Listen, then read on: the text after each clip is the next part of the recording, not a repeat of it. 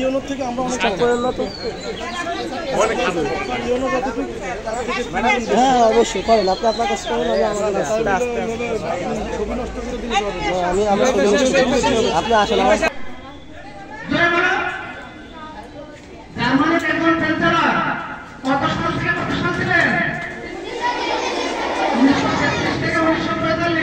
রোববার 20 এপ্রিল সকাল 9টায় মাগুরা শালিকা উপজেলার আরপাড়া মডেল সরকারি মাধ্যমিক বিদ্যালয় পরিদর্শন করেন প্রাথমিক ও গণশিক্ষা মন্ত্রণালয়ের উপদেষ্টা ডক্টর বিধান রঞ্জন রায়। প্রাথমিক ও গণশিক্ষা উপদেষ্টা বিধান রঞ্জন রায় বলেন, মাগুরা জেলায় 503টি প্রাথমিক বিদ্যালয় রয়েছে।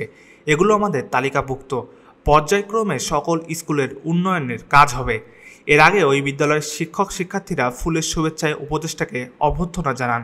পরে বিদ্যালয়ের প্রাঙ্গণে আনুষ্ঠানিক অ্যাসেম্বলিতে অংশ নেন উপদেষ্টাসহ অতিথিরা।